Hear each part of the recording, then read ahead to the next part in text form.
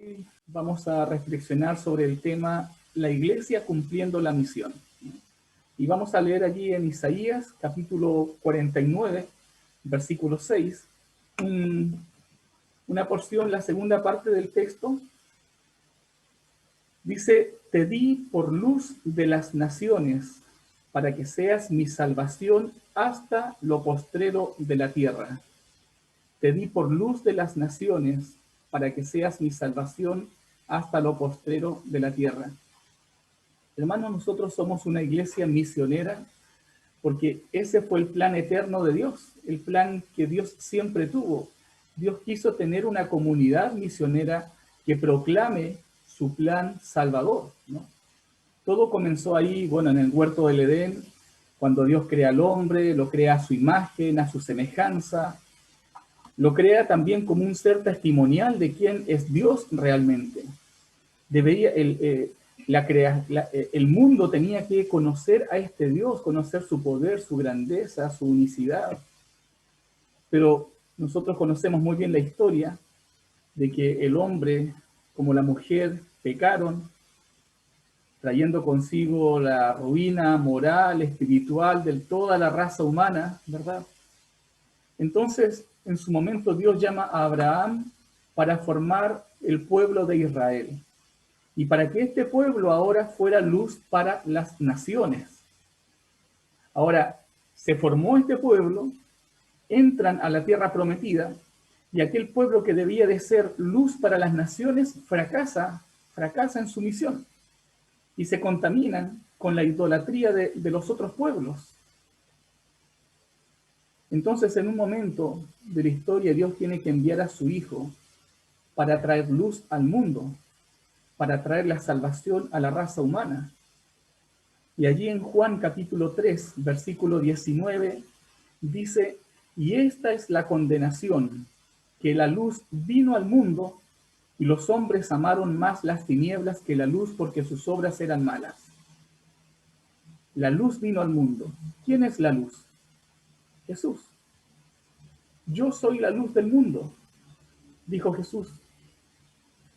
Jesús formó una comunidad de discípulos, ¿no?, a quienes iba a confiar la tarea de llevar el plan de salvación para toda la humanidad. Los discípulos ahora darían inicio a una nueva comunidad, que es la iglesia.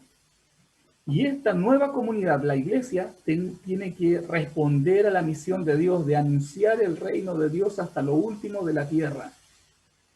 Primera de Pedro 2:9, hablando de la iglesia, dice que la iglesia es linaje escogido, real sacerdocio, nación santa, pueblo adquirido por Dios, para que anunciéis las virtudes de aquel que os llamó de las tinieblas a su luz admirable.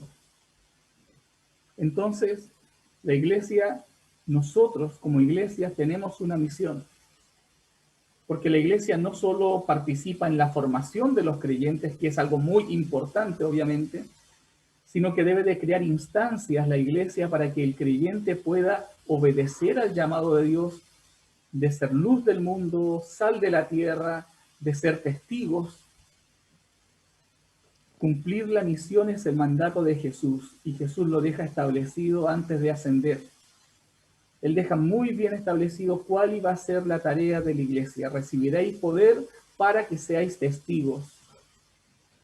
Tenemos que tomar en cuenta que el contexto en el que nace la iglesia habla mucho de su propósito, del propósito por el cual la iglesia fue fundada. Recordemos el día de Pentecostés. Habían miles de personas de distintos lugares del mundo yendo a una de las fiestas importantes del calendario judío, ¿no? Y en esa multiculturalidad nace la iglesia. ¿Por qué? Porque una de las características de la misión es que el evangelio tiene que ser predicado en todo el mundo, porque Dios desea que ninguna persona se pierda. Segunda de Timoteo, capítulo 3, verso 9, dice que el Señor no retarda su promesa, según algunos la tienen por tardanza, sino que es paciente para con nosotros, no queriendo que ninguno perezca, sino que todos procedan al arrepentimiento y todos tengan la opción de salvación por fe. Predicar el evangelio a todo el mundo es la misión. Ahora, ¿qué evangelio? ¿Verdad? Predicar el evangelio de Jesucristo, predicar acerca del Señor Jesús. No hay otro nombre en quien el hombre pueda encontrar la salvación, sino solamente Jesucristo. En Hechos capítulo 4, versículo 12, dice, y en ningún otro hay salvación, porque no hay otro nombre bajo el cielo dado a los hombres en que podamos ser salvos. Más que hablar de la iglesia, más que hablar de la denominación, más que hablar del cristianismo, debemos hablar de Jesús. Presentar una persona es mucho más poderoso, es mucho más impactante. Pero por otro lado, muchas veces descansamos, ¿verdad?, en que es la iglesia como cuerpo, como organismo, quien tiene que hacer la tarea. Pero la verdad es que la tarea de la predicación es responsabilidad de cada uno de nosotros como creyentes. Y aquí resulta sumamente importante el tema de los dones espirituales, porque los dones son muy importantes en la tarea misionera. Dios ha capacitado a su iglesia por medio del Espíritu Santo, entregando a lo menos, dice la palabra, un don a cada creyente. Y no solo para edificar el cuerpo de Cristo, sino que para que también a través del servicio de aquellos dones podamos proclamar también el reino de Dios. Cuando vemos el crecimiento, cuando vemos la madurez del nuevo creyente, nos vamos dando cuenta del deseo que el nuevo creyente tiene por evangelizar, ¿verdad? Y los dones permiten precisamente eso, compartir, declarar, guiar con total eficiencia el mensaje divino, de manera que la gente puede entender con claridad lo que se le está queriendo enseñar. Y aunque no tengo las citas, ¿no?, que son las listas de los dones en el Nuevo Testamento, pero sí en el Nuevo Testamento reconocemos algunas categorías de dones, como los dones de palabra, ¿no? El Espíritu Santo da esa capacidad de explicar la verdad, tanto a los santos como a los incrédulos, ¿no?, de manera sobrenatural, de manera clara, de manera asertiva, para que obedezcan, para que crean. Y entre estos dones tenemos los dones de enseñanza, de profecía, de palabra de sabiduría, de exhortación, de evangelismo. Sobre todo este último don es tremendamente importante. Hermanos que evangelizan a diestra y a siniestra, en el supermercado, en el hospital, en el trabajo, donde vayan están evangelizando. Y la iglesia crece muchas veces gracias a hermanos así, ¿no? Tenemos también los dones de servicio. A través de estos dones se brinda un servicio a la comunidad cristiana, pero también este servicio se proyecta a la sociedad. Y a través del amor desinteresado de los cristianos, muchos van a conocer a Jesucristo. Entre estos dones tenemos el don de servicio, el don de misericordia, la hospitalidad. Aunque la hospitalidad no está dentro de la lista de los dones, pero muchos lo han tomado como un don por la importancia que esto tiene, ¿verdad? Ser hospitalario. Están los dones de poder. Con su uso se puede mostrar la autoridad de Dios para confirmar la palabra de Dios y que los inconversos crean. Y en estos dones tenemos los dones de sanidad, los dones de milagro, los dones de discernimiento de espíritu. Y cuando vemos estas listas de dones, ¿no?, nos podemos preguntar, bueno, pero ¿qué puedo ofrecerte, Señor? ¿Qué puedo ofrecerte? Quizás no conozco todavía mi don, no sé qué puedo hacer para poder servirte, para poder trabajar para ti. Apreciado hermano, en realidad tú tienes mucho para ofrecerle a Dios. Tienes tu don, tus talentos, tienes aquello que mejor sabes hacer. Aquellos años allí en Ciudad del Este nos visitaron muchos hermanos de distintos países que iban a dedicar 1, 2 o 3 semanas para apoyar la obra. vinieron hermanos adultos ya, que luego de jubilar querían servir en algún lugar y fueron y trabajaron con niños, con jóvenes allí en Ciudad del Este. Había un hermano que era un chef profesional, él vino a dar charlas para mujeres, hermanas modistas iban a enseñar cursos de costura, habían hermanos deportistas también que nos iban a apoyar con la escuela de fútbol, profesores de inglés, peluqueras, doctores, enfermeras, hermanas que hacían manualidades, muchos hermanos entregando lo mejor que sabían hacer para el Señor.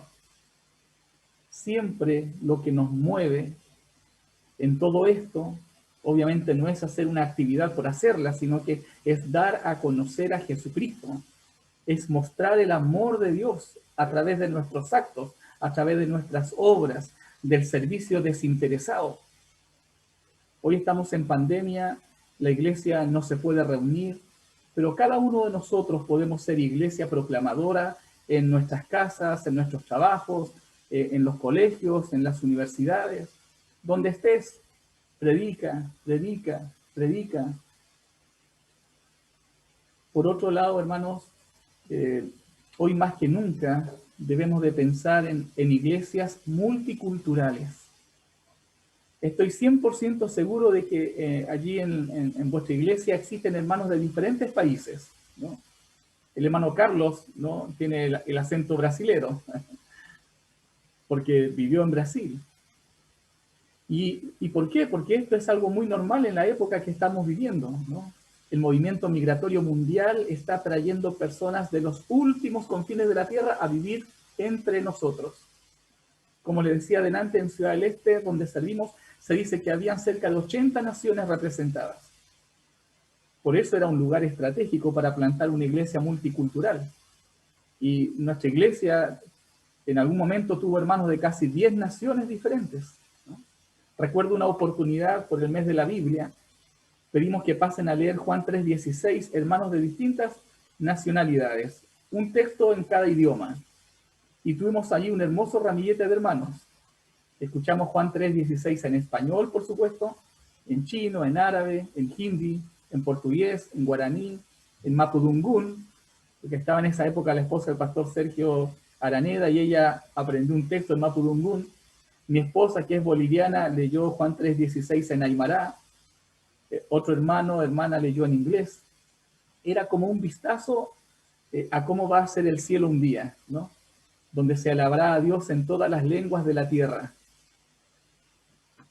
Si nos remontamos al libro de los Hechos de los Apóstoles, allí en el capítulo 2, versículos 8 al 11, la gente que escuchaba hablar en lenguas a los discípulos, ellos decían allí en Hechos capítulo 2, ¿cómo pues les oímos nosotros hablar cada uno en nuestra lengua en la que hemos nacido?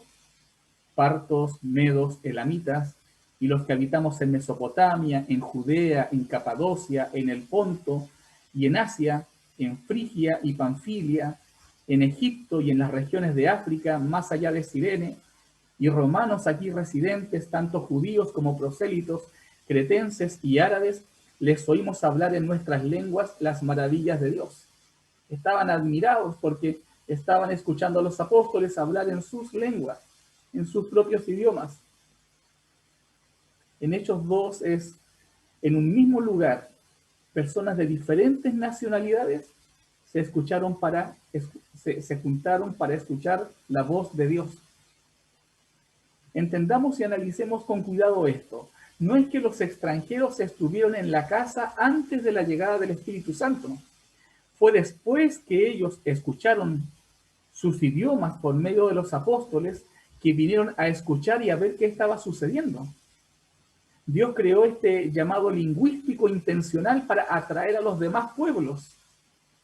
Luego el relato nos menciona que el apóstol Pedro predicó, unas 3.000 personas de diferentes pueblos se arrepintieron, se bautizaron, pasaron a ser parte del pueblo de Dios, y así se inició la iglesia en Jerusalén, una iglesia multicultural. Hoy estamos viviendo en un mundo que se mueve, se traslada de un lugar a otro con mucha facilidad. Y ya no es difícil encontrarnos hoy día con una persona china, con alguien árabe, con alguien de India, en nuestras ciudades, menos con personas que vienen de otros países de Latinoamérica, ¿verdad? Por tal motivo el llamado es a alejarnos de cualquier tipo de prejuicio que tengamos para predicar el Evangelio a personas de otras culturas. La Biblia nos llama a pensar en una iglesia multicultural.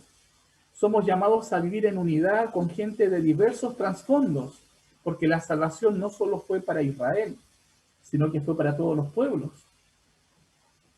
Efesios capítulo 3, versículo 6, dice, es decir, que los gentiles son junto con Israel beneficiarios de la misma herencia, miembros de un mismo cuerpo y participantes igualmente de la promesa en Cristo Jesús mediante el Evangelio.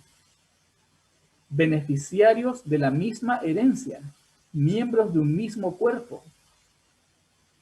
La iglesia que alberga hermanos de distintas culturas ofrece la oportunidad de un compañerismo espiritual maravilloso, de experimentar de manera personal, ¿verdad?, única, el amor abundante de Cristo. Ese amor que es para todos, independiente de su color, de su raza, de su lengua, de su cultura. A esto se refiere Efesios 2, 17 y 18, cuando dice, y vino y anunció las buenas nuevas de paz a vosotros que estabais lejos y a los que estaban cerca, porque por medio de él, los unos y los otros, tenemos entrada por un mismo espíritu al Padre. Todos, judíos, no judíos, árabes, chinos, colombianos, venezolanos, tenemos entrada al Padre por medio de su espíritu. Qué maravilloso, ¿verdad?, el Evangelio. La iglesia que reúne personas de diferentes nacionalidades nos ayuda a ver a un Dios que no se afilia con ningún grupo específico, sino que ama a todos por igual. Es un pequeño anticipo, como decía adelante, de lo que será la iglesia en el cielo, donde toda tribu, lengua, nación, juntos van a adorar a Dios. En este contexto de la multiculturalidad, Dios nos invita a ser más una iglesia acogedora, una iglesia comprometida, aún en lo social. Porque en algunos contextos, cuando la persona deja su antigua religión y se convierte al cristianismo, son expulsados de sus hogares, son despedidos de su trabajo, son rechazados por sus amigos. Y necesitan que la iglesia esté dispuesta a apoyarles, sobre todo en estos primeros tiempos. Aunque en los países occidentales no existe la cárcel o la pena de muerte para los que abandonan su religión, pero sí existe un castigo social muchas veces, un castigo familiar. Nos tocó trabajar con hermanos de diferentes culturas y religiones, ¿no? Y algunos de ellos no pudieron compartir inmediatamente a su familia acerca de su conversión, por el temor a ser rechazados. No es fácil, pero gracias a Dios hay victoria. Dios quiere que trabajemos en nuestro Jerusalén, en nuestra Judea, en nuestra Samaria, pero también quiere que lleguemos hasta lo último de la tierra. Hoy día existen millones, 1.900 millones todavía de musulmanes en el mundo, 1.200 millones de hinduistas, 560 millones de budistas, 7.400 grupos étnicos no alcanzados. El 73% de Asia no ha sido alcanzada todavía. Romanos capítulo 10, verso 14 dice, ¿y cómo pues invocarán a aquel en el cual no han creído? ¿Y cómo creerán en aquel de quien no han oído? ¿Y cómo oirán sin haber quien les predique? Hoy tenemos la oportunidad de predicar a hinduistas, musulmanes, budistas en nuestra propia ciudad, en nuestras propias tierras, porque han venido desde lejos, hablan nuestro idioma, se han contextualizado, han tomado nuestras costumbres, se han hecho prácticamente uno de nosotros y es mucho más fácil llegar a ellos. Recuerdo a un amigo chino que llegó allá a la iglesia en Ciudad del Este. Él era budista. Llegó a la iglesia luego de un difícil momento matrimonial, económico, perdió sus negocios, un hermano de la iglesia lo invitó al culto y comenzó a venir todos los domingos. Su hija vino después a vivir con él. Su hija era de la misma edad de nuestra hija Belén. Eh, bueno, cuando llegó su hija la ubicamos ahí en el mismo curso del colegio donde estaba nuestra hija. Bueno, luego de unos meses de este hermano asistir, de este amigo asistir a la iglesia, un día él me dice que quiere compartirme su testimonio. Y él me cuenta que cuando llegó a la iglesia era budista y comenzó a estudiar la vida de Jesús. Y comenzó a comparar a Jesús con Buda. Mientras Jesús estuvo en el desierto, decía él, era muy similar a Buda, porque ambos buscaban la santidad, la perfección, reflexionaban, oraban, pero él se dio cuenta que habían algunas diferencias, ¿no? Y una de estas fue que cuando Jesús salió del desierto, dice él, que comenzó a ayudar a su prójimo, comenzó a sanar a los enfermos, a alimentar a las personas, se preocupó de su prójimo. Entonces él decía, y yo comparé Jesús y Buda, y me di cuenta de que Buda nunca hizo eso. Y dijo, bueno, Jesús es mejor que Buda, y abandonó el budismo y se hizo cristiano, porque razonó de esa manera y se dio cuenta, ¿no?, de cómo fue Jesucristo, ¿no? Su hija también fue criada en el budismo, pero ella cuando se vino a Ciudad del Este, comenzó a asistir a la iglesia, también conoció al Señor, gracias a Dios, y se bautizó en la iglesia. Luego ellos se vinieron aquí a Iquique por algunos meses, por asuntos de trabajo. Después se fueron a Santiago y cuando se fue a Santiago recuerdo que me contacté con la pastora María Eugenia para que ella nos ayudara a buscar un colegio para la niña ahí en Santiago. Le buscó una escuela y cuento la historia porque ellos estuvieron asistiendo un corto tiempo allí en la iglesia donde ustedes. Pero luego él se unió a la iglesia china, al parecer aquí en Santiago, y comenzó a asistir ahí. Hoy él está en China, su hija se fue a Sao Paulo con la mamá, bueno, y confiamos que siguen perseverando en los caminos del Señor. Este es un ejemplo de cómo el Evangelio puede alcanzar a estas personas que vienen a nuestras tierras por motivos de trabajo muchas veces. Y ahí viene la pregunta, ¿cómo predicar a los que son de una cultura diferente, de una religión diferente? En Hechos capítulo 17, versos 22 y 23, Pablo nos da un ejemplo de cómo llegar a aquellos que pertenecen a otras religiones, que son muy contrarios a la fe en Jesucristo. Pablo en Atenas tuvo que predicarle a los griegos, a los filósofos. Y ahí en Hechos 17, 22 y 23 dice que Pablo, puesto en pie en medio del Areópago, que era el lugar donde se reunían antiguamente las autoridades, como un tribunal supremo que había, dijo, varones atenienses, en todo observo que sois muy religiosos, porque pasando y mirando vuestros santuarios, hallé también un lugar, un altar, en el cual estaba esta inscripción, al Dios no conocido, al que vosotros adoráis, pues sin conocerle es a quien yo os anuncio. La predicación de Pablo aquí fue una predicación contextualizada, ¿no? Pablo recoge información, observa, conoce cómo es la religiosidad de esta gente y le da un sentido a todo eso. Pablo conocía muy bien el medio en el que él estaba, conocía esa cultura, esa forma de vida, porque Pablo conocía la cultura griega, sabía de lo que creían también estos filósofos. Pero Pablo, lo interesante es que Pablo no muestra en ningún momento un enfado con ellos, un enojo con ellos. Pablo nos muestra cómo debemos de ser tolerantes frente a las ideas que pueden ser muy diferentes a nosotros. A pesar de lo que Pablo sintió, porque dice ahí, ¿no es cierto?, que en su corazón también había quizás un poco de enojo por todo lo que estaba viendo, pero no le manifestó eso a la gente, no le criticó su religiosidad, sino que construyó puentes. Él dice en el verso 22, observo que sois muy religiosos. Él ve que son personas que igual de alguna manera están buscando a Dios.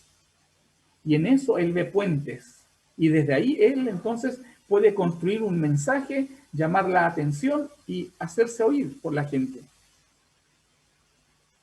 Es ponernos en el lugar de la gente y hablarles desde donde la gente está. No podemos convencer a la gente solo con citas bíblicas. Es mejor ejercer una sana influencia desde donde esas personas están, ¿no?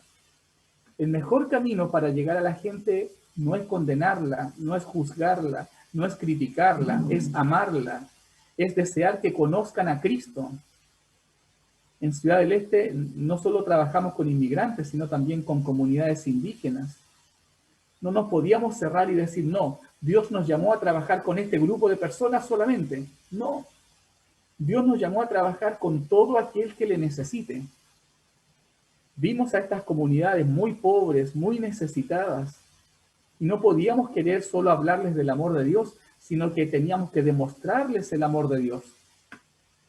Dios no solo nos comunicó por su palabra que Él era amor, sino que Él envió a su único Hijo al mundo para mostrarnos su amor.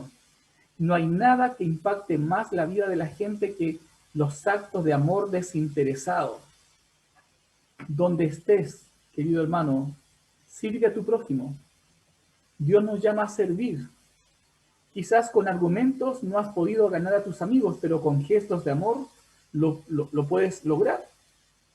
Recuerdo en una oportunidad un hermano de Puerto Rico nos contó que tenía unos vecinos que nunca le hablaban, porque ellos eran evangélicos.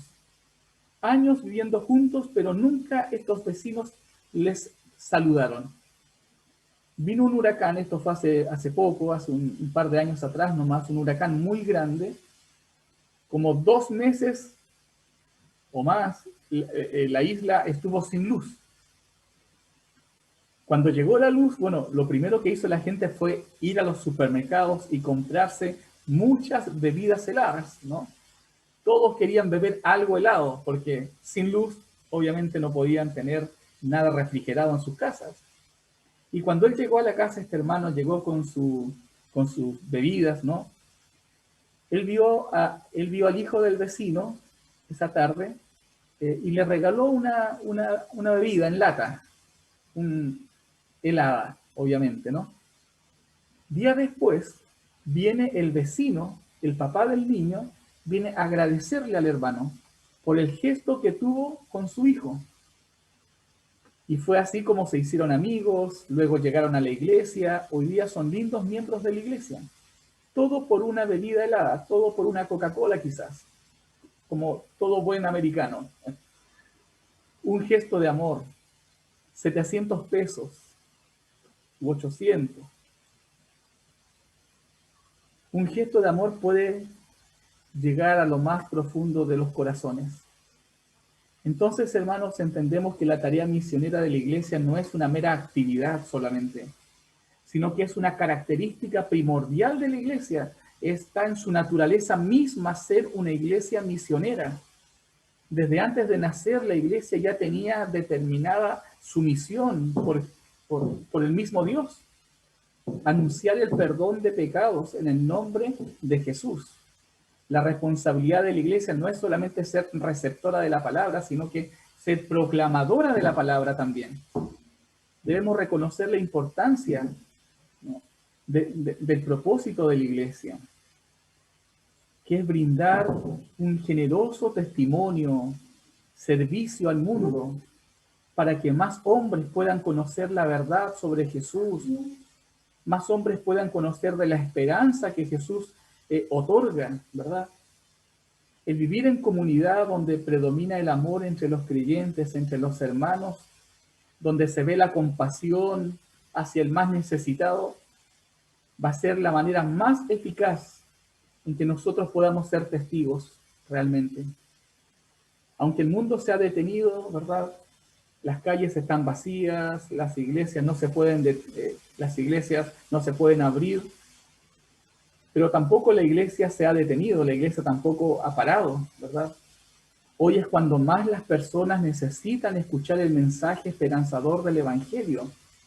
La gente está muriendo de soledad, de depresión, de angustia. una palabra motivadora, una expresión de amistad, una expresión de preocupación, puede marcar la vida de una persona. No nos olvidemos, la iglesia nace para cumplir la misión de Dios. Y dentro de ella estás tú habilitado para cumplir con esa misión, con tus dones, con tus talentos que Dios te ha otorgado. Predica con el amor, lleguemos a todas las culturas posibles, acojamos como iglesia a todo aquel que quiera venir, prediquemos, mostremos el amor de Dios. ¿Quiénes son los que puedes alcanzar, querido hermano, en este tiempo? ¿Quiénes son los que sufren a tu alrededor? ¿Quién todavía no ha escuchado del amor de Dios y tú puedes llevarle las buenas noticias? Queda un corto tiempo, realmente, por todo lo que estamos viendo, queda un corto tiempo para trabajar por el Señor. Es el tiempo hoy día de predicar. Comprométete a orar, a dar, a participar de la obra misionera. Compromete tu vida para la tarea de evangelizar, de alcanzar el mundo, de alcanzar tu comunidad. Y que Dios nos ayude para poder seguir cumpliendo con la misión, seguir cumpliendo con esta tarea, hasta que el Señor venga. Esa es la meta. Hasta allí llegaremos con nuestro trabajo para el Señor. Y Dios un día nos llamará a su presencia luego de haberle servido y de haber hecho todo lo que estuvo a nuestro alcance, haberlo hecho para Él y por Él. Les invito a que tengamos un momento de oración. Padre Celestial, en esta hora queremos darte gracias porque nos has confiado un tesoro enorme, Señor. Un tesoro, Padre, que no tiene precio, no tiene comparación.